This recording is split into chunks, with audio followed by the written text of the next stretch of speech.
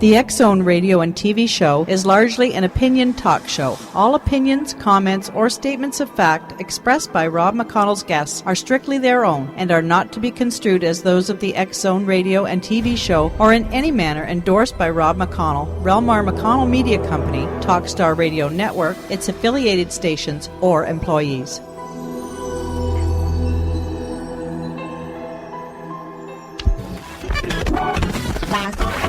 All Hit Radio.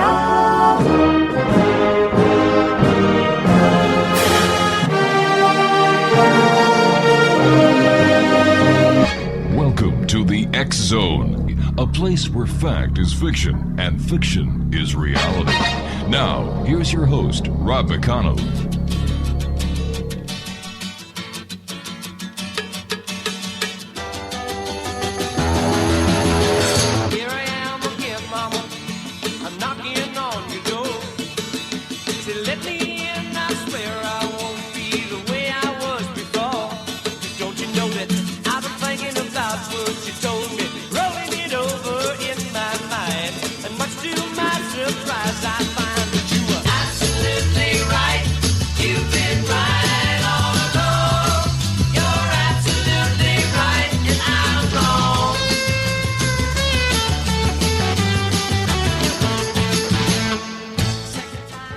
And welcome back, everyone. This is the X-Zone on the Talkstar Radio Network and the X-Zone Broadcast Network, coming to you from our studios in Hamilton, Ontario, Canada, and across Canada, the United States, Central America, the Caribbean, South America, the Pacific Rim, Asia, Africa, Europe. The X-Zone is growing, thanks to you, the growing members of the X-Zone Nation. If you'd like to give us a call, toll-free worldwide, 1-800-610-7035. That's 1-800-610-7035. My email address is xzone@xzoneradiotv.com. On MSN Messenger, xzoneradiotv@hotmail.com. And our website, www.xzoneradiotv.com.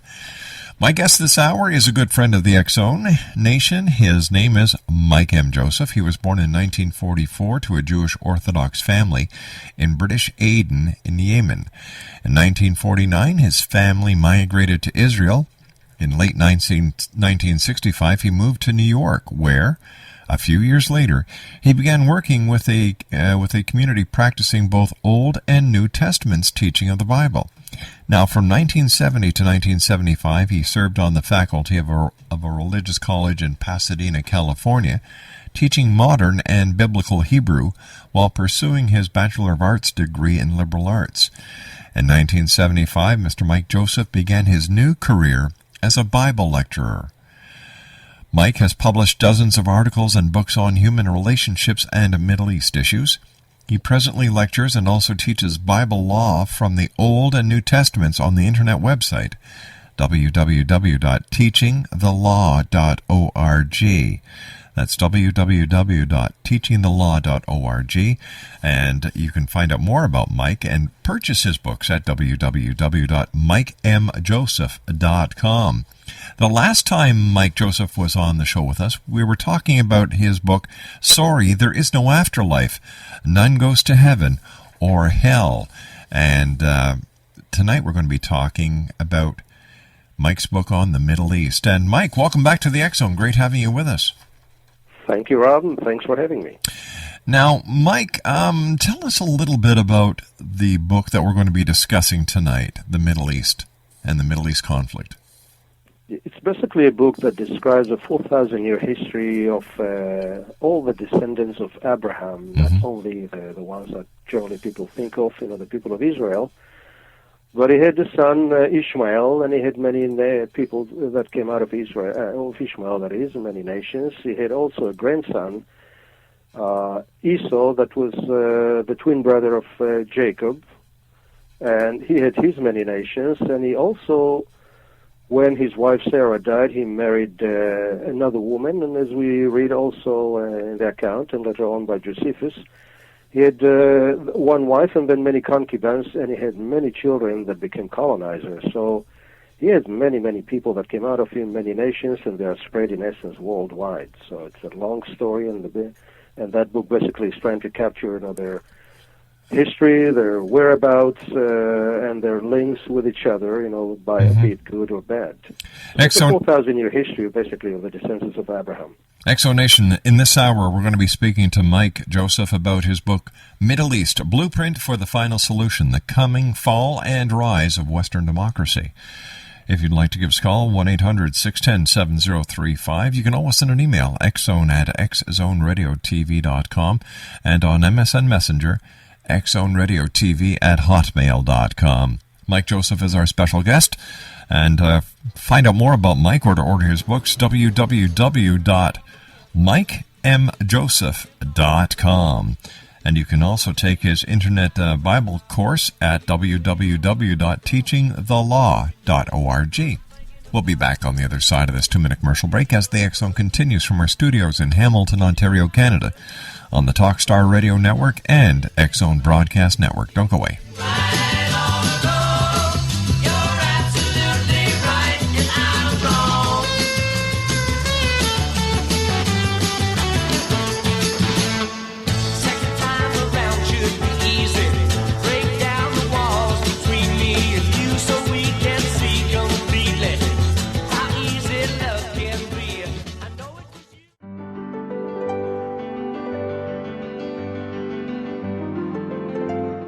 Named one of the world's greatest psychics, Elizabeth Joyce is now giving readings worldwide via Skype. Elizabeth Joyce is recognized for her clairvoyant ability to help find missing persons, her analysis of dreams, past life regression work, mediumship, and her accurate predictions. Elizabeth has been a frequent guest on the X Zone radio show with yours truly, Rob McConnell, now for several years. For an appointment with Elizabeth Joyce, call 201-934-8986 or Skype at elizabeth.joyce. And for more information, you can always visit Elizabeth Joyce online at www.new-visions.com.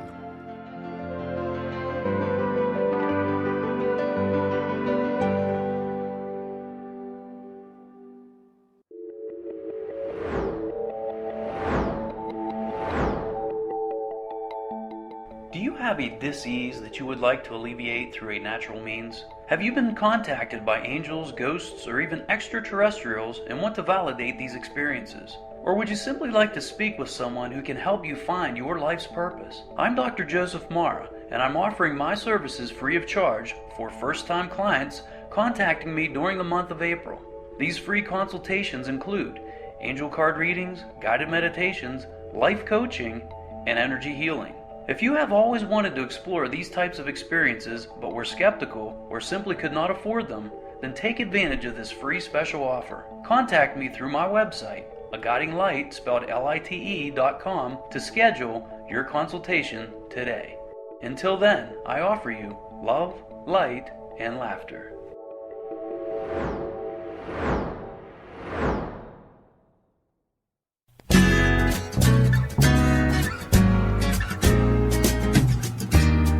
Midnight at the oasis, send your camel to bed. Shadows painting our faces, traces of romance in our hands.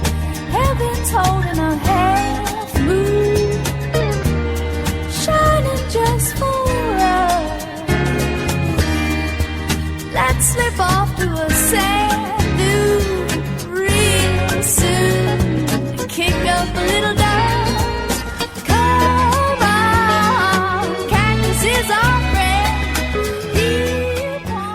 Welcome back, everyone. Mike Joseph is our special guest, and we're going to be talking about Mike's book, Middle East, Blueprint for a Final Solution. The Middle East conflict originated literally in the womb of a beautiful woman, Rebecca, Isa's wife. Her struggling twins from their mother's womb have often engaged in a love-hate embrace, scorching their lands with periodic eruptions of bloody conflicts. Their descendants, though gradually lost their identity, have spread their struggle for global inheritance into Europe, the Americas, and elsewhere. the march of Islam, of Muhammad, the man of the sword, the present Jew-Arab conflict, the Persian Gulf menace, fanatic Islamic world terrorism, and their main target, the West, are a direct result of the twins' struggle, which began while in their mother's womb. Human history and its future can't be fully comprehended without correct understanding of the roots and turbulent history of the struggling twins. And joining us this hour to help us better understand the Middle East is Mike Joseph. Now, Mike, according to most Bible scholars and students, Ishmael, the firstborn of the son of Abraham from his Egyptian wife Hagar, is the main avowed enemy of Israel. Now, is this biblically correct? No, definitely it's not. The reality is that when people read certain things, in a superficial way, they really miss the whole picture. Biblically speaking, if one just goes through the account casually, they can find very quickly that Ishmael had very little to do in relationship and conflicts and whatever, with the people of Israel. He's hardly even mentioned. Mm-hmm. But another personage is mentioned, and he's the one that the Bible zeroes in from that period of time to this very day. And it's not Ishmael. Ishmael only at the end time became more involved with the rise of Islam, and specifically in the last century or so. But otherwise, it's not Ishmael. He's not the main character. Well, who is it? The main character actually is, as you mentioned, earlier in some comments about where the struggle began in the womb of a beautiful woman, Rebecca, the wife of Isaac. They had twins, actually. One is called Jacob, and one was called Esau. Esau was born the first, that is, in terms of a few minutes before. Mm-hmm. And later on, his name became known Edom because of a certain episode that happened there in his life with Jacob, who fed him red lentil, and therefore he became known as Edom. Edom is the one that supposedly, since he was the firstborn, that should have inherited the birthright. Well, God already decided before they were born that Jacob would inherit the birthright, and Edom just didn't like it a bit. And so he vowed that he's going to kill his brother. And throughout the Bible, we have those statements and mentions that God is accusing Esau of defying his will, of wanting the birthright by the edge of the sword, of wanting to kill his brother and his descendants, and he still does it to this very day, even though his descendants lost their identity, the desire is still there. And so he's really the main character that is behind the whole Middle East issue. Just joined in at the end time. It sounds a little bit like the story of Cain and Abel. Yes. As a matter of fact, there were many stories of twins in the Bible that are fighting for the birthright, and that's a very common story throughout the family of men. Is it actuality, or are these metaphors, the story of the twins representing good and evil? It's not a metaphor, it's a reality. Really? And an unfortunate reality that brings an awful lot of bloodshed where it shouldn't be. There should be lovers instead of haters. Yeah. That's what they choose to be. Now, what is the link between Edom and the prophet of Islam, Muhammad?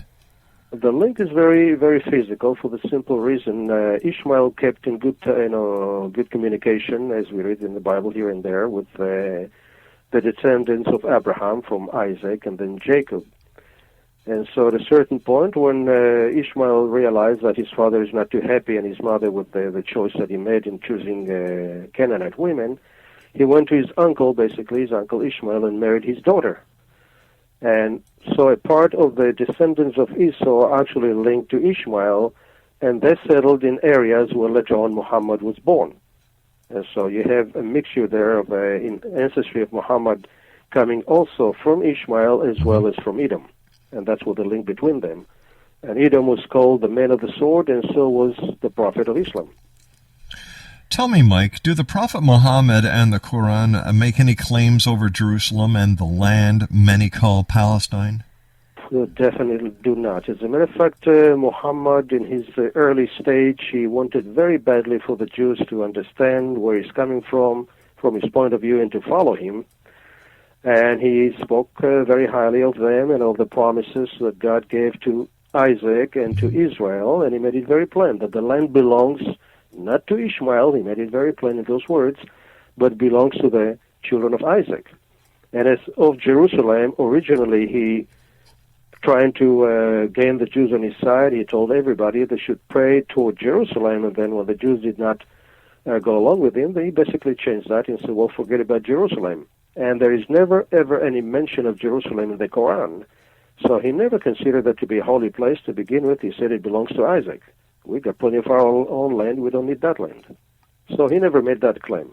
Well, that's a later on concoction, basically. Well, how did Jerusalem come to be considered the third holiest site to Islam then? It came by sort of indirect way. After the death of Muhammad, there was a struggle there again, for power. He didn't have a son; he had a daughter. She married Ali, and there was a struggle there between two parties that basically created what is called today. And from that time, the Shiite Muslims and the Sunni Muslims. Iranians are Shiites, and the Sunni are all the rest. And at a certain point, the people that became the Sunni, they prevailed. They were from Baghdad. The Caliphate of Baghdad was a dominant one. And about 50 years later, somebody in the area of Mecca decided to rebel against them. And he basically rebelled against the Caliph of Baghdad and took over Mecca and prevented all pilgrims from coming to Mecca. Now, the Caliph of Baghdad, who had the jurisdiction over Jerusalem, said, well, we've got to look for an alternative, and so he chose Jerusalem. But how is he going to sell it to his people? Well, he came up with this concoction that Muhammad actually, using a verse from the Quran that had nothing to do with it, but he used it, and he said that Muhammad actually came to Jerusalem, that is, on the day that he ascended, on the night that he ascended to heaven, and he ascended from Al-Aqsa. At the time they called it Al-Aqsa. Later on somebody changed it to Dome of the Rock. From there he ascended up to heaven. Well, that makes Jerusalem a holy city. And if it's a holy city, well, the land is also a part of it. And that's how Jerusalem and the land became known as holy Arab places and the third holiest site of Islam. Muhammad never said that, never thought that, never believed it. So it was a statement of convenience. It was very much, which is pretty common for world leaders. They want to come up with something, they'll invent something else, and the masses, what do they know? Propaganda. Isn't that the truth? Now, yes. Mike, what is the biblical historic link between Edom, twin brother of Jacob or Israel, and the Phoenician ancestors of the Spanish people? Edom lived originally in Mount Esau, which was right under the Dead Sea, and then gradually, because the land became parched, and we read in the Bible that God was going to curse actually that land, he was always, and he said he was perpetually angry with Esau for trying to, in essence, wrestle the birthright from Jacob in so many ways. And so he, in essence, drove them into many areas, and they went into many, many areas, and there is an awful lot of information in the book about it. And actually, Isaac Newton wrote extensively about it, and I have all of his information tracing the identity of Edom to the Phoenician people, to the Spanish people, and to this very day. Basically, they don't realize it. As I said, they lost their identity, but they're still struggling. When you have the British Armada, and the Spanish Armada and the British in a conflict, and Spain, Britain conflict, and then the United States, the South and North conflict, it's all a part of the same story. It's a struggle of the twins for the global mastery of their inheritance. So this is what the link is. Even though the twins died so many years ago, thousands of years ago, the battle still goes on. Why? The battle goes on because there is a spirit being behind it, ultimately speaking. And who is even if they lose theirs, the inheritance became greater and greater, and the Bible also talks about it, that mostly at the end time, the last few centuries, the greatest portion of the inheritance that God meant for Jacob to have will be there, and also for Esau. But they're still fighting for the supremacy over the entirety of the birthright, regardless of the fact that they don't know their identity. So tell me, Mike, why do you think God just doesn't intervene and say, you know what, gang, you're not doing it right, I'm taking over? Well, he does intervene when it's convenient, that is, when it is according to his plan, but he wants the whole scenario to be played out. And at the end time, he made it very plain, and he had it recorded. And my book, basically will have all those words and statements and prophecies that have been recorded to make us understand that at the end of the story, God will sort out all things, but he wants it basically to go in this manner. And what's really behind it is, if the people of Israel would follow their God, his teachings, his path, he would take care of all things. But if they don't, they're going to have to do it the hard way. And the hard way is continue the struggle with those who are trying to basically subjugate them and take away from them what God had promised them. Mike, you and I have to take a commercial break with the news. Please stand by. Exonation, Mike M. Joseph is our special guest. We're talking about Mike's book this hour, Middle East Blueprint for the Final Solution. www.mikemjoseph.com is where you can find out about Mike, order his books, and if you'd like to take his online Bible course, that website is www.teachingthelaw.org. That's www.teachingthelaw.org. And Mike Joseph and I will be back on the other side of this commercial break as we continue from our studios in Hamilton, Ontario, Canada on the Talkstar Radio Network and X-Zone Broadcast Network. Don't go away. Send your camel to bed. Shadows painting on faces, traces. Are you considering calling a psychic to read your situation? Then consider David Champion, a psychic medium for more than 20 years with thousands of readings under his belt. David Champion will make you feel comfortable. He has proven to be honest and accurate. He's a straight shooter. There's no guesswork. What he sees is what you get. While he is a medium, most of the calls focus on relationships, not only love, but work, school, neighbors, and more. Need help with finding a job and preparing for the interview? Are you dealing with people who are obstacles in your path? For more information, go to davidchampion.com, $1.50 per minute paid by credit card with a minimum of 30 minutes. For your reading with David Champion, call 1-877-702-8598. That's 1-877-702-8598.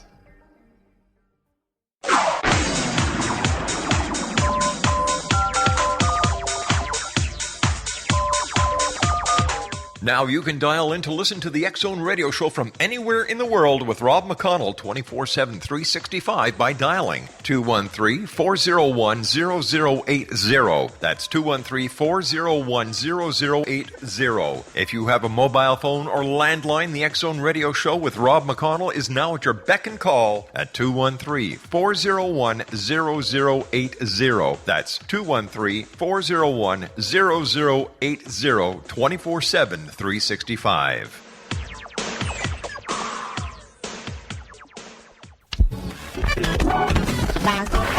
All Hit Radio.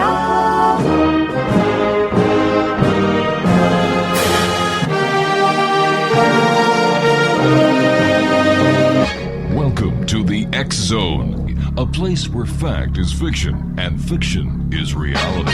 Now, here's your host, Rob McConnell.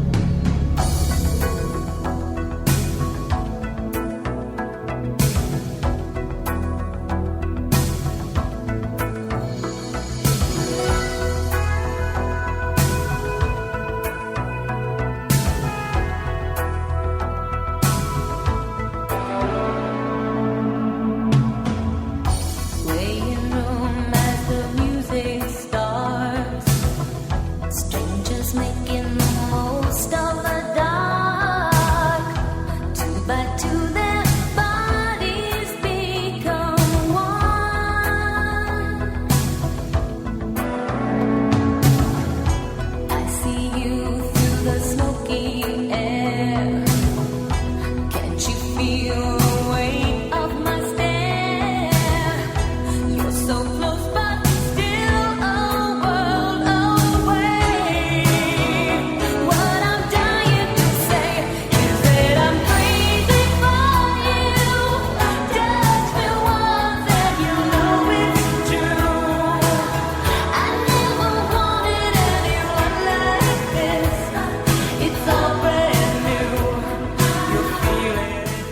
Mike Joseph is our special guest, X-Zone Nation. www.mikemjoseph.com. We're talking about Mike's book, Middle East Blueprint for the Final Solution. And Mike, there's something you wanted to add about the Phoenicians being related to the Spanish, right?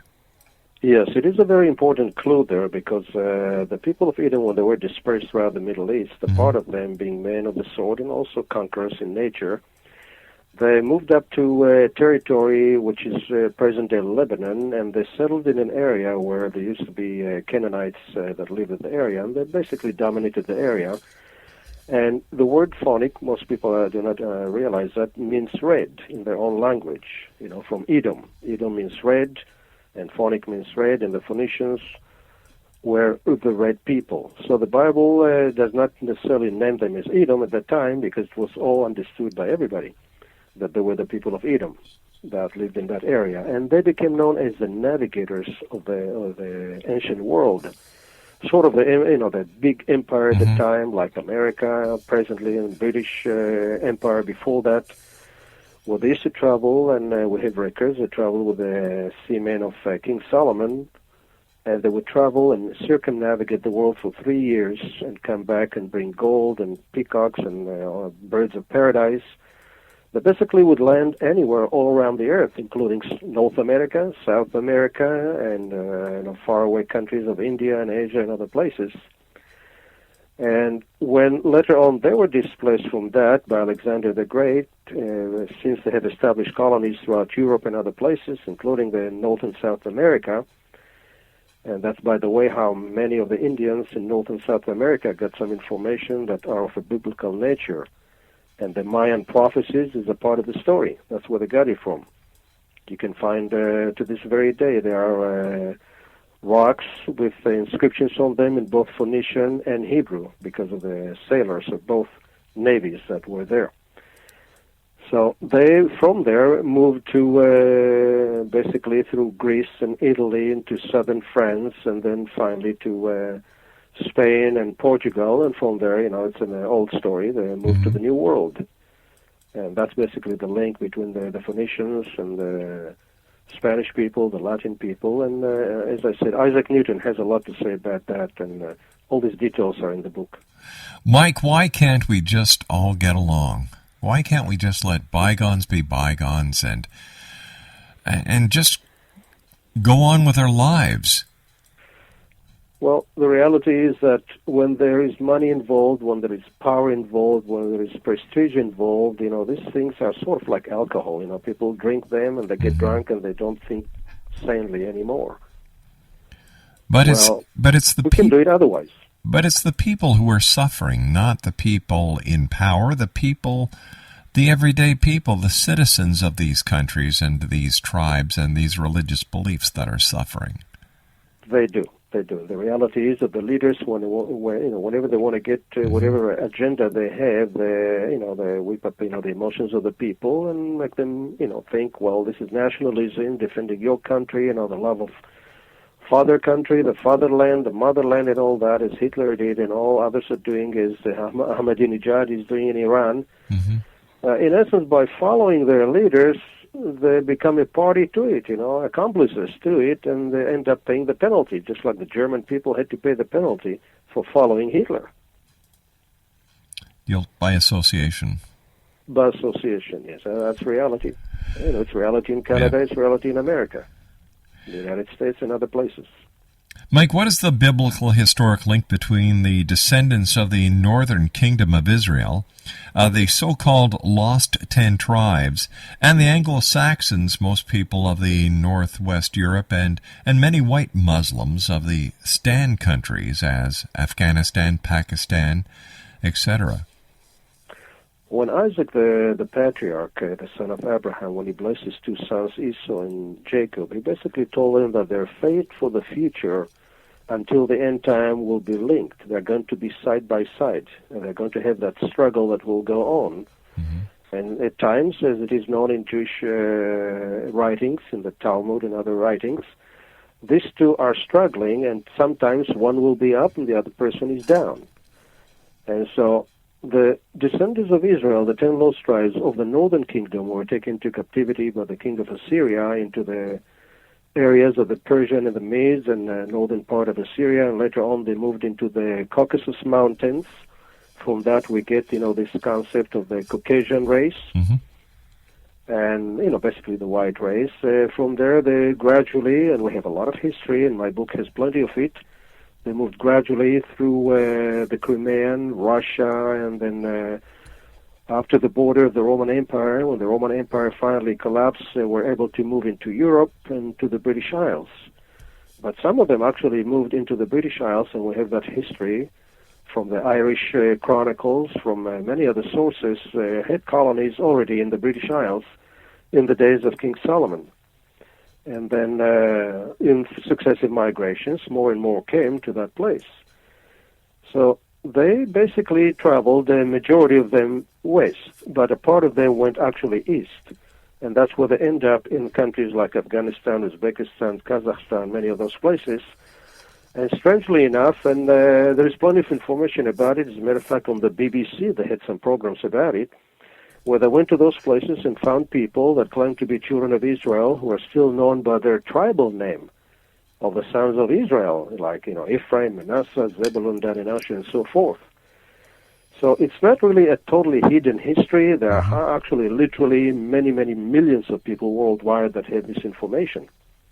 But it's not a common knowledge, unfortunately, and throughout history, this kind of knowledge will sort of like the waves of the sea. It goes up and then it goes down. People are fully aware of it, and then they lose it as time goes by, and that's basically what we're going through now, sort of up and down.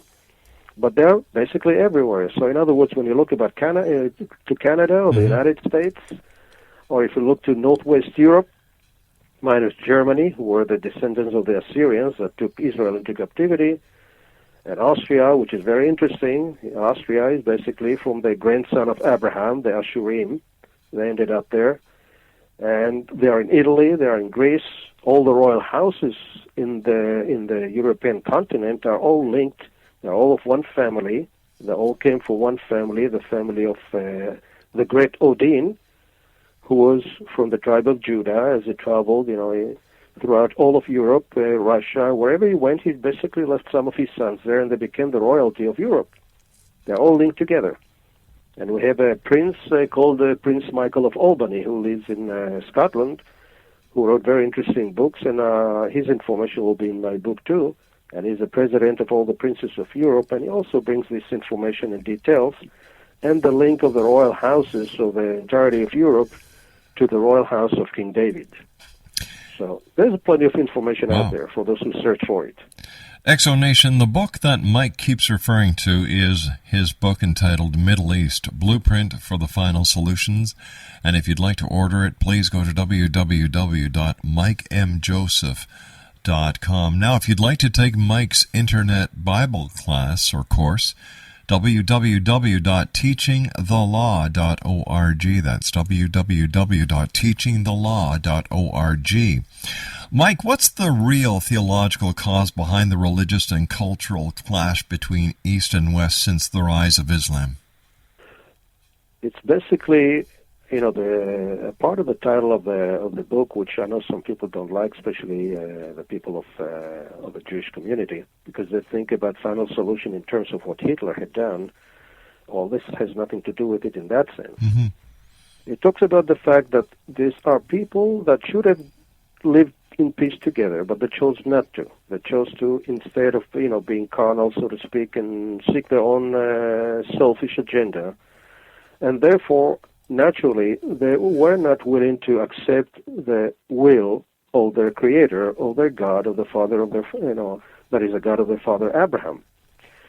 And so they created different religions, which obviously would create a clash between them, because they were both struggling. In other words, the struggle for the birthright is really what's behind Islam, and behind this clash between East and West. It's behind, in other words, it's a clash between the children of Abraham from Isaac and Jacob, and between the children of Abraham from Ishmael, and then Esau, the son of Isaac.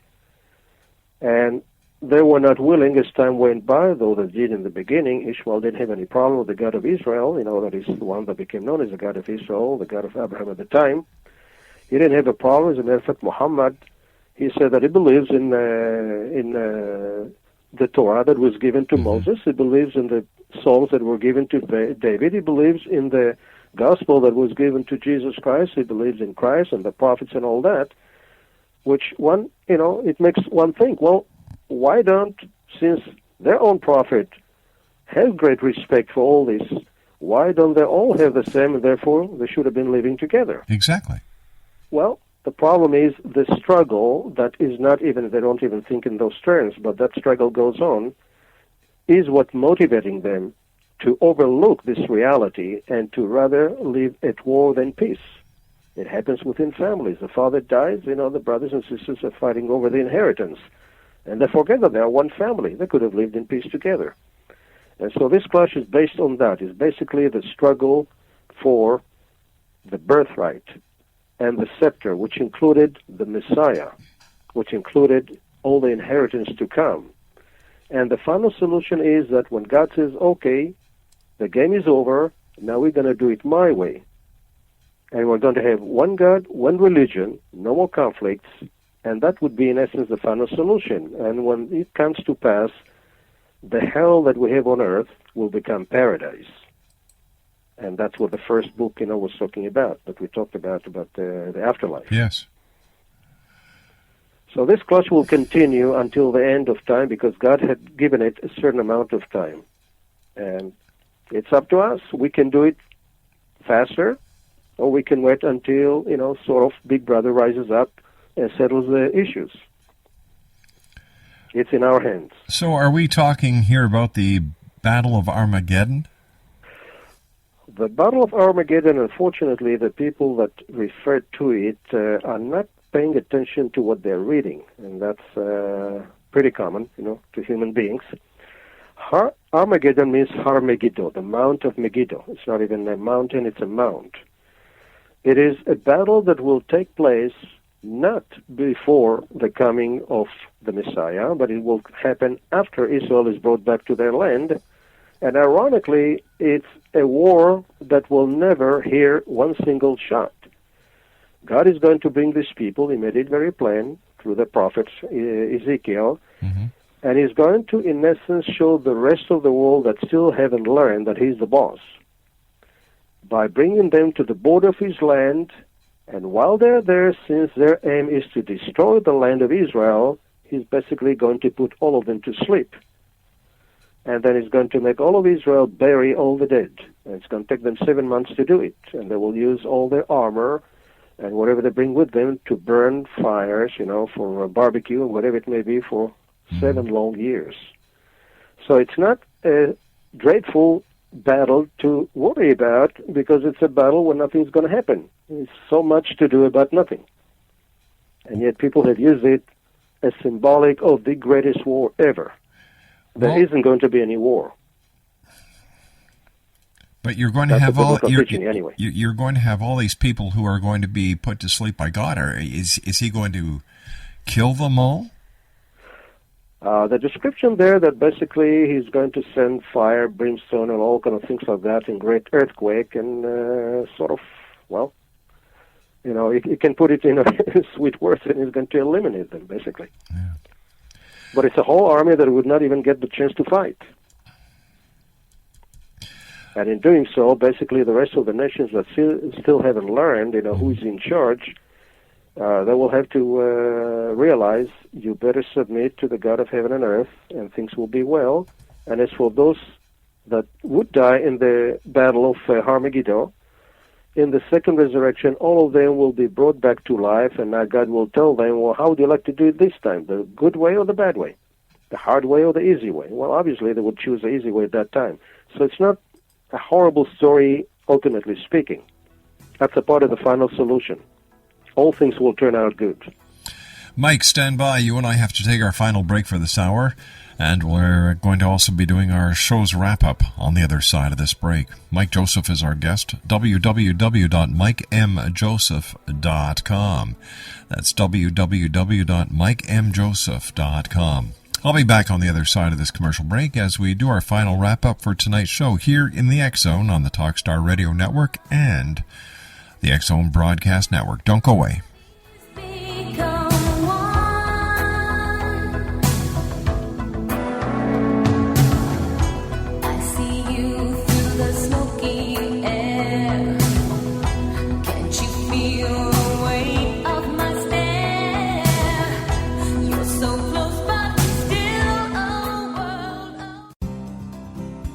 I'm William S. Peckham. If you enjoy a good mystery with a touch of the paranormal, then you'll love my novel, From Out of the Woodwork. It's the story of a young Toronto contractor, Sean Kennedy, who buys derelict homes, guts them, and turns them into multifamily dwellings. Slums just waiting to happen. When Sean buys 29 Livery Lane, the house fights back. Former owners unexpectedly come out of the woodwork as he starts the destruction. The apparitions come to him when he touches old books, reads hidden letters, rummages through old boxes, finds a locket, or reads a discovered manuscript of a murder mystery. From Out of the Woodwork will take you from 1899 to the horror of the World Trade Center, September 11, 2001. Check out From Out of the Woodwork on my website, www.williamspeckham.com.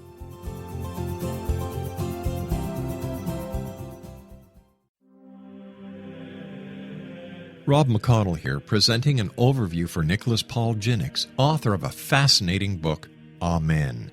It presents facts revealed by Egyptologists, facts that enable us to understand why Amen is the beginning of creation of God.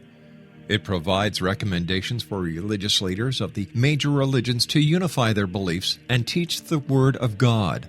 Love one another. Amen informs people how mankind conceived God.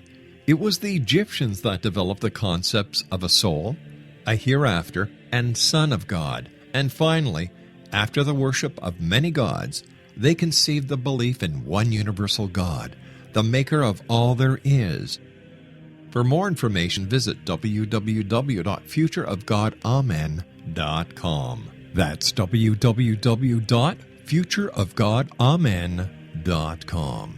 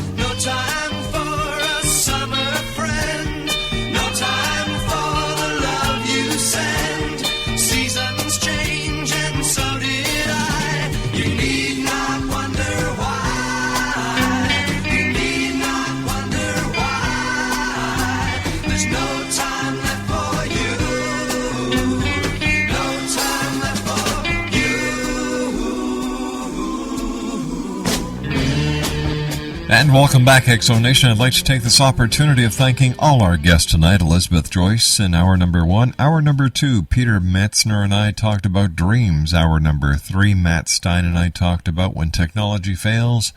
And in this final hour, my good friend Mike Joseph and I are discussing Mike's book, Middle East Blueprint for the Final Solution. His website, www.mikemjoseph.com. And if you'd like to take Mike's internet course on Bible law from the Old and the New Testament, visit www.teachingthelaw.org. That's www.teachingthelaw.org. Mike, how did we get from one religion to all the different religions that we now have around the world?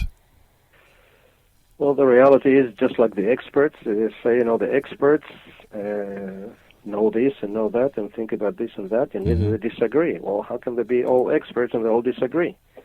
That's what happens in the field of religion. When people into their own, comprehension of the matter, they begin to alter things, and pretty soon you end up being diversified. And each one thinks, well, I've got the right one, and it never dawns on them. How can there be so many religions, and they don't agree on the same premise and basic teachings and all that, and yet all supposedly be the religions of God? Well, one of them has got to be right, all the rest cannot be, unless they all fully agree. But it's a human proclivity. French would say "vive la différence." That means, they like to have each one his own concept, idea, whatever. So you have conservative, ultra-conservative and liberal and to the right and the left and between. As long as they're human beings, will continue to have whatever. Different. Tell me, Mike, we're running out of time very fast. Are we past the point of redemption? No, we never are. As a matter of fact, I was just reading a portion today in the book of Ezekiel where God is pleading to the last moment. You can still change things. All you have to do, just turn around. People call it repentance. Just turn around, behave yourself, and everything's going to be well. I really don't want to bring all this mess on you. So there is never a point of no return. Mike, as always, great talking to you, my friend. I wish you well, and I look forward to the next time you and I meet here in the X Zone. Thank you very much, Rob. Take care, Mike. Mike Joseph, www.mikemjoseph.com. We've been talking about Mike's book, Middle East Blueprint for the Final Solution. And once again, if you'd like to take Mike's Bible Law from the Old and New Testament Internet course, it's at www.teachingthelaw.org. Well, that's it for tonight, everyone. I'll be back tomorrow night at 10 o'clock as once again we cross the time-space continuum to this place that I call the X Zone. To all our affiliates around the world, thank you guys for carrying us. To all our listeners around the world, thank you for allowing us to be part of your day or night, no matter where you are in this great big world of ours. As I always say, if you have a child at home, give them a hug, give them a kiss. Let them know they are loved, because the children of today are the leaders of tomorrow. And take care of each other.